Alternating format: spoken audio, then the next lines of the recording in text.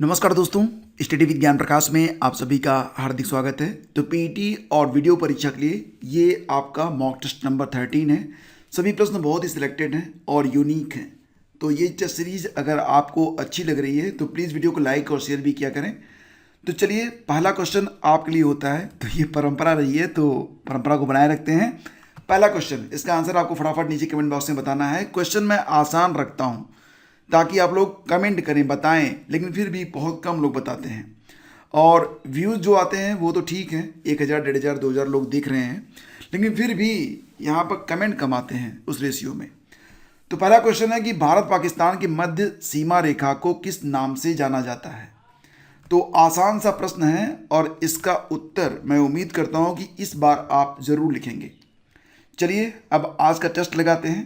पहला क्वेश्चन है, हिमालय पर्वत श्रृंखला के निम्नलिखित में से कौन कौन से शिखर महान हिमालय यानी कि ग्रेट हिमालय में स्थित हैं। अच्छा, ये प्रश्न बहुत ही इंपॉर्टेंट है, ठीक है। तो Mount Everest, K2, Dhaulagiri, Nanda Devi और नामचा बरवा। तो बताना क्या है आपको कि इसमें से कौन कौन से शिखर हैं जो कि ग्रेट हिमालय में आपको मिलेंगे। देखिए फ्रेंड्स, इसका आंसर बनेगा ऑप्शन बी। क्या क्या? माउंट एवरेस्ट, धौलागिरी, नंदा और नामचा बरवा। भारत में ग्रेट हिमालय में जो पर्वत शिखर हैं उनके नाम मैं आपको बताता हूँ। देखो, जो ग्रेट हिमालय है इसका विस्तार भारत और नेपाल दोनों तरफ है।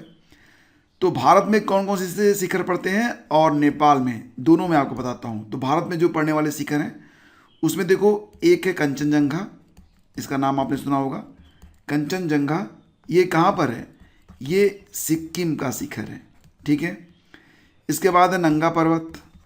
नंगा पर्वत कहाँ मिलेगा आपको? ये जम्मू और कश्मीर में स्थित है। नंदा देवी शिखर ये कहाँ पर है? उत्तराखंड में, यूके लिख लो। और नामचा बरवा कहाँ पर पड़ता है? नामचा बरवा पड़ेगा तिब्बत में, ठीक है। तो ये भारत और तिब्बत वाले हो गए। अब नेपाल में कौन कौन से शिखर हैं? तो एक तो आपका हो गया माउंट एवरेस्ट, दूसरा हो गया धौलागिरी, मकालू और अन्नपूर्णा। ये 4 चोटियां हैं ग्रेट हिमालय की जो कि पड़ती हैं कहाँ पर? नेपाल में पड़ती हैं। नेपाल में माउंट एवरेस्ट, धौलागिरी, मकालू और अन्नपूर्णा। तो यहाँ पर सही जवाब बनेगा ऑप्शन बी, ठीक है। अगला क्वेश्चन है, उत्तरी अमेरिका की ग्रेट लेक्स यानी कि जो महान झीलें हैं, जो सबसे बड़ी बड़ी झीलें हैं उत्तरी अमेरिका की, बताना है आपको कि क्षेत्रफल के आधार पर इनका सही क्रम क्या बनेगा। तो मिशिगन झील, सुपीरियर झील, ओंटेरियो झील, ह्यूरॉन झील और इरी झील का नाम यहाँ पर दिया गया है। तो आपको बताना है कि सबसे बड़ी झील कौन सी है और सबसे छोटी झील कौन सी है, ये क्रम आपको लगा देना है। देखो फ्रेंड्स, ये प्रश्न भी बहुत ही इंपॉर्टेंट है। अगर आप तैयारी कर रहे हैं यूपीपीएससी की या फिर किसी भी पीसीएस एग्जाम की, यूपीएससी की, एसएससी की, तो भी ये प्रश्न आपके लिए बहुत ही इंपॉर्टेंट है।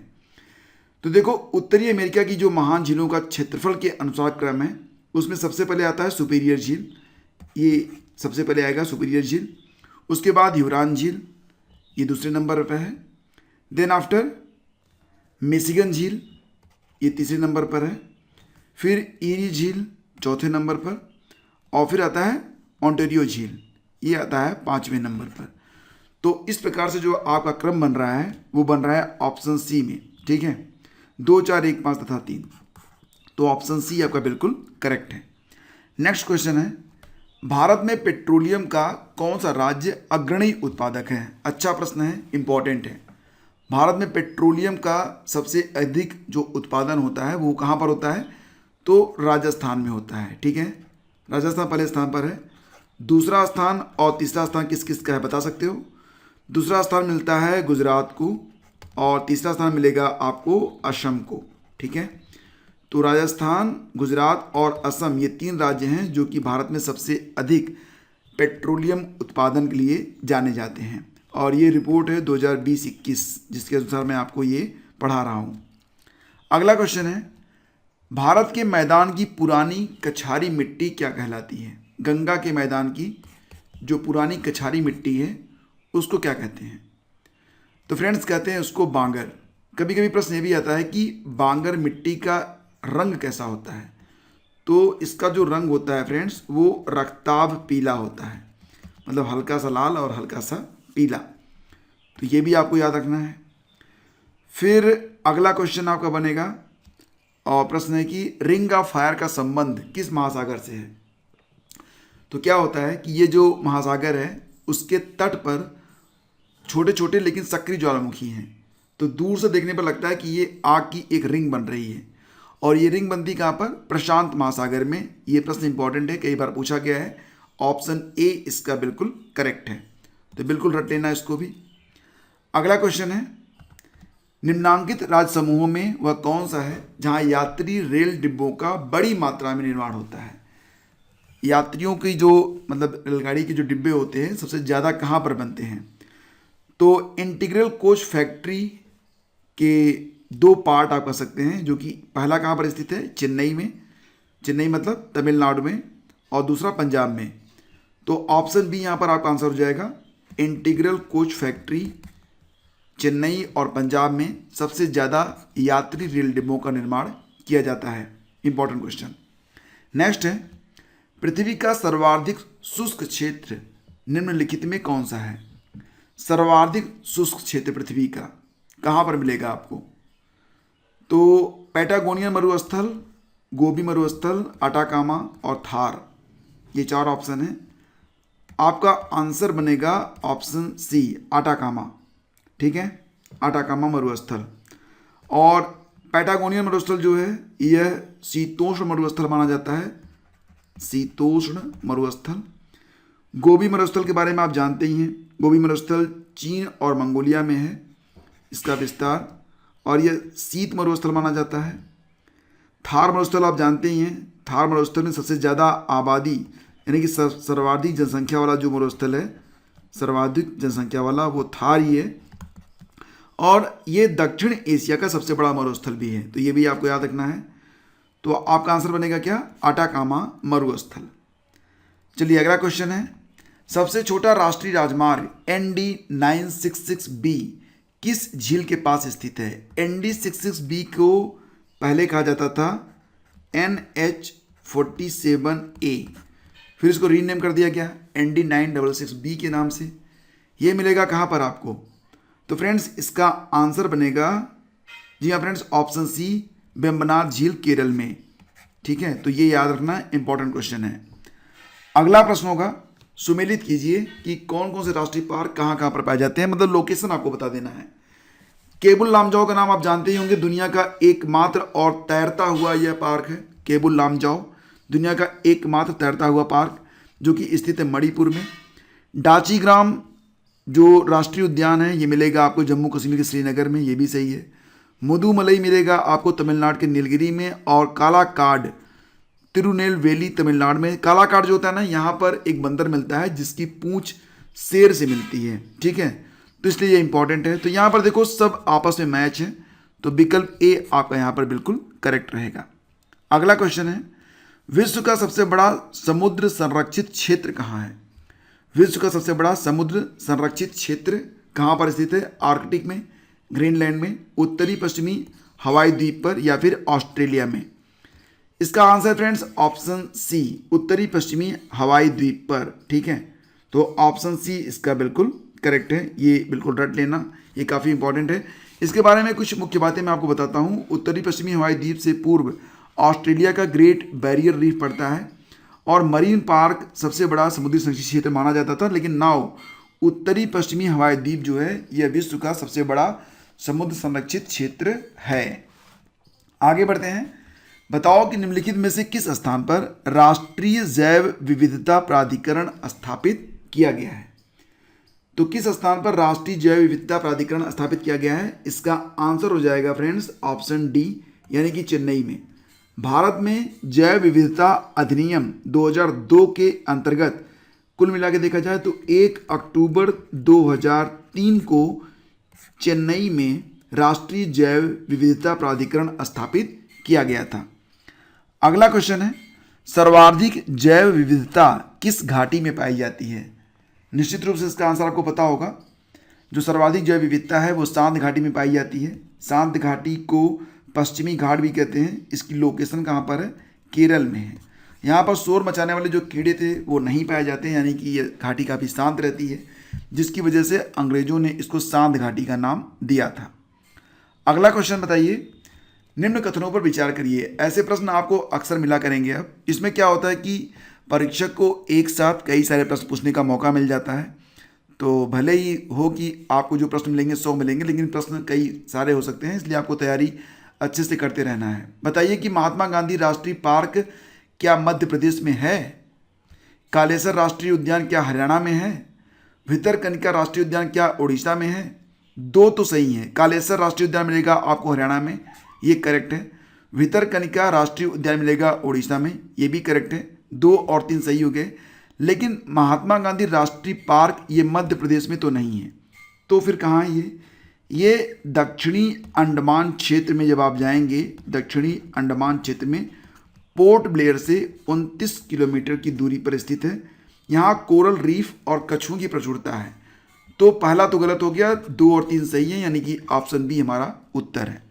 अगला क्वेश्चन है, पारिस्थितिकी संकटों का अध्ययन करने के लिए 1968 में IUCN का गठन किया गया। IUCN इसका फुल फॉर्म कभी कभी पूछा जाता है। IUCN मतलब होता है international union for conservation of nature and natural resources. और एक बात और आपको बता दूं, WWF मतलब वर्ल्ड वाइड लाइफ फंड, ये IUCN का ही एक यूनिट है। ठीक है, ये भी याद रखना। तो IUCN की स्थापना कब हुई थी? 1968 में हुई थी क्या? ये तो गलत है। IUCN की स्थापना हुई थी 1948 में। IUCN का मुख्यालय मिलेगा आपको जिनेवा में, ये करेक्ट है। IUCN 1969 से विलुप्तप्राय, असुरक्षित तथा दुर्लभ व संकटग्रस्त जीवों और पादपों से संबंधित रेड डाटा बुक को जारी करता है, ये भी सही है। तो विकल्प 2 और 3 केवल सही हैं, ऑप्शन बी हमारा करेक्ट हो जाएगा।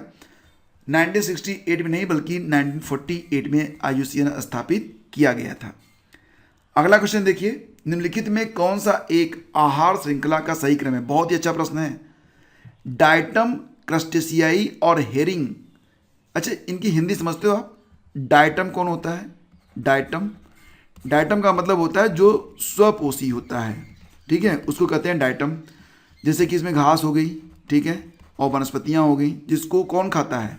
जो खाता है वो कौन होता है? वो शाकाहारी होता है। शाकाहारी उपभोक्ता होते हैं, वो खाते हैं इसको। और शाकाहारी उपभोक्ताओं को क्या कहा जाता है? क्रस्टेशियाई। ठीक है, क्रस्टेशियाई, यानी कि डाइटम पर कौन पोषित होता है? क्रस्टेशियाई। तो यहाँ पर लिख लो क्रस्टेशियाई। और जो शाकाहारी जीव होते हैं उनको कौन खाता है? मांसाहारी। मांसाहारी को कहते हैं हेरिंग। ठीक है, तो नाम बदल गया है तो घबराना मत, ऐसे प्रश्न आपको मिलेंगे।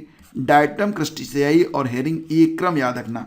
और देखो, एक बार वीडियो मत देखा करो, कम से कम उसको 2 दिन के बाद रिपीट किया करो। ये बहुत इंपॉर्टेंट होता है आपके लिए, क्योंकि एक बार देख के जाओगे एग्जाम में कंफ्यूज हो जाओगे। ठीक है, 2-3 बार देखोगे तो याद रहेगा। तो वीडियो बार बार देखा करो। और सबसे बेटर तरीका क्या है वीडियो को वॉच करने का? एक अपना ग्रुप बना लो व्हाट्सएप पर या टेलीग्राम पर, और उसमें शेयर कर दिया करो। ठीक है, तो अगली बार क्या होगा, वहाँ पर जाओगे, फटाफट आपको लिंक मिल जाएगा, क्लिक करोगे और वॉच करना शुरू। सबसे बेहतर होता है दोहराने का समय, जब आप सो रहे होते हैं, जब आप सोने के लिए जाते हैं, या जब आप खाना खा रहे होते हैं, तो उसमें वीडियो को दोबारा से प्ले करके बस सुनते रहो। ठीक है, खाते रहो, सुनते रहो, या बैठे रहो, सुनते रहो। तो उससे रिवीजन जो होता है वो होता रहता है। वैसे भी हमारा जो दिमाग होता है वो 24 घंटे में सिर्फ 18% बातें याद रखता है, बाकी सब डिलीट कर देता है। तो 100% के लिए आपको 2-3 बार देखना पड़ता है। अगला क्वेश्चन है, निम्नलिखित में कौन एक चिपको आंदोलन से नहीं जुड़ा है? एग्जाम में ये भी आता है कि चिपको आंदोलन कब शुरू हुआ था? 1973 में। कहाँ पर शुरू हुआ था? तो चमोली जनपद में, जो कि अब पड़ता है उत्तराखंड में। और इसको चंडी प्रसाद भट्ट, सुंदरलाल बहुगुणा, गौरा देवी आदि ने मिलकर आगे बढ़ाया था। सुंदरलाल बहुगुणा का नाम ज़्यादातर आता है इसमें। तो मेधा पाटकर जो है ये नदी बचाओ आंदोलन से थी, न कि चिपको आंदोलन से। तो सही जवाब बनेगा ऑप्शन डी। अगला क्वेश्चन है, निम्नलिखित में कौन सा देश एशिया महाद्वीप का भू आवेष्टित यानी कि लैंड लॉक्ड देश नहीं है? तो अजरबैजान, लाओस, मोल्डोवा और मंगोलिया का विकल्प दिया गया है। इसमें सब लैंड लॉक्ड ही हैं, लेकिन ये सब एशिया के हैं। मतलब अजरबैजान भी एशिया में है, लाओस भी है, मंगोलिया भी है। मोल्डोवा यूरोप का लैंड लॉक्ड है, न कि एशिया का। तो सही जवाब बनेगा ऑप्शन सी। भारत के समुद्र तट के किस भाग को मालाबार तट कहा जाता है? अब देखो, जो मैं आपको एक छोटा सा मैप बनाता हूँ, देखो थोड़ा सा बना पाऊंगा कि नहीं। चलो ये देखो भारत का मैप समझ लो, आप समझ गए ना, बस नीचे वाला पोर्शन बना रहा हूँ मैं, ठीक है। तो यहाँ पर देखो, मैं आपको ध्यान से समझो इसको ठीक से। देखो यहाँ पर क्या होता है कि मंगलौर, गुजरात से गोवा तक का जो तट है, गुजरात ये हो गया, ये गुजरात है, ये गोवा हो गया, यहाँ तक का जो तट है ना इसको कहते हैं कोंकण तट। फिर यहाँ से लेकर मंगलौर तक का जो क्षेत्र है इसको क्या कहेंगे, मंगलौर तक का जो क्षेत्र है उसको बोलते हैं कोंकण, के बाद कन्नड़, कन्नड़ के बाद से लेकर यहाँ तक का जो क्षेत्र है इसको बोलते हैं मालाबार। मतलब कहाँ से कहाँ तक, मालाबार जो होता है मंगलौर से कन्याकुमारी तक, कन्याकुमारी तक का। और कन्याकुमारी के बाद जब आप पूरब में जाओगे तो ये कृष्णा नदी पड़ती है, वहाँ तक का जो तट है उसको क्या बोलते हैं, उसको बोलते हैं कोरोमंडल। तो ऐसे आपको इसको याद रखना है, ठीक है। मैं दोबारा से बताता हूँ, गुजरात से गोवा तक कोंकण तट, गोवा से मैंगलोर तक कन्नड़ तट, फिर मंगलोर से कन्याकुमारी तक मालाबार तट, और कन्याकुमारी से कृष्णा नदी तक कोरोमंडल तट। तो कोरोमंडल तट जो होता है ये पूर्वी तट होता है, ठीक है। तो इसको याद रखना। तस्वीर बहुत क्लियर नहीं बनी है लेकिन समझने में, मतलब समझ में आसान रहेगा। तो इसके मुताबिक जो क्वेश्चन नंबर 18 है उसका सही जवाब है ऑप्शन ए। अगला क्वेश्चन है, भारत में निम्नलिखित में से किस एक वन प्रारूप में सागौन एक प्रभावी वृक्ष है। सागौन का एक नाम टीक भी होता है, इसको टीक भी कहते हैं। तो सागौन जो होता है कहाँ पर पाया जाता है, तो फ्रेंड्स इसका आंसर बनेगा ऑप्शन ए, उष्णकटिबंधीय आर्द्र पर्णपाती वन में। तो ऑप्शन ए करेक्ट है। क्वेश्चन नंबर 20 देखिए, यदि पिता और माता का रक्त समूह ए है, मतलब मदर भी ए ब्लड ग्रुप और फादर भी ए ब्लड ग्रुप, तो जो इनका बच्चा होगा उसका ब्लड ग्रुप या तो ए होगा या तो ओ होगा। ऑप्शन डी करेक्ट है। पक्षियों की उत्पत्ति निम्नलिखित में से किससे हुई है, बहुत ही अच्छा प्रश्न है। नॉन कार्डेटा, सरीसृप, उभयचर, मछली। सही जवाब है ऑप्शन डी, मछली से बने हैं पक्षी। ऊंट का कुबड़ क्या होता है, हड्डी होती है, पेशी होती है, संयोजी ऊतक होता है, नहीं, यह एक उपास्थि होती है। ऑप्शन बी करेक्ट है। कैथोड किरणों में क्या उपस्थित होता है, कैथोड किरणें जो होती हैं ये, कैथोड किरणें मतलब ये नकारात्मक काम करती हैं, मतलब नेगेटिव चार्ज होती हैं। इसमें क्या पाया जाएगा, इलेक्ट्रॉन। ऑप्शन ए करेक्ट है। भारत के निर्वाचन आयोग में कुल कितने सदस्य होते हैं, एक तो होता है चीफ इलेक्शन कमिश्नर, दो होते हैं इलेक्शन कमिश्नर। इस समय एक पद खाली है, जिसको डेड डैश करते हैं। जो दूसरे वाले इलेक्शन कमिश्नर हैं उनका नाम क्या है, अनूप चंद्र पांडे, ठीक है। अनूप चंद्र पांडे जी हैं इलेक्शन कमिश्नर। वर्तमान में सीसी कौन है, सुशील चंद्रा की जगह कौन आए थे, राजीव कुमार आए थे। और ये भी याद रखना कि राजीव कुमार जो हैं वो भारत के 25वें मुख्य चुनाव आयुक्त हैं। तो सारे फैक्ट याद रखना। ऑप्शन ए करेक्ट है इसका। किस लोकसभा निर्वाचन में सर्वाधिक महिला प्रत्याशी विजयी रहीं, तो देखो 2019 में कुल मिला के कितनी महिला प्रत्याशी पहुंची थी संसद में, 76। चुनाव लड़ा था कितने लोगों ने, चुनाव लड़ा था 723 महिलाओं ने, जीती थी 76। जबकि 2014 वाला जो चुनाव हुआ था उसमें कितनी विजयी हुई थी, 66, ठीक है। तो यहाँ पर सर्वाधिक महिला प्रत्याशी जो विजयी रही हैं वो 2019 वाले लोकसभा चुनाव में विजयी रही। तो ऑप्शन डी इसका बिल्कुल करेक्ट है, इसको बिल्कुल रट लेना, ठीक है। इसके बाद देखो एक प्रश्न है, एक प्रश्न क्या कई सारे प्रश्नों का समूह है। ये आपका होमवर्क टेस्ट है जिसका आंसर आपको मिल जाएगा हमारे इंस्टाग्राम पेज और टेलीग्राम पर।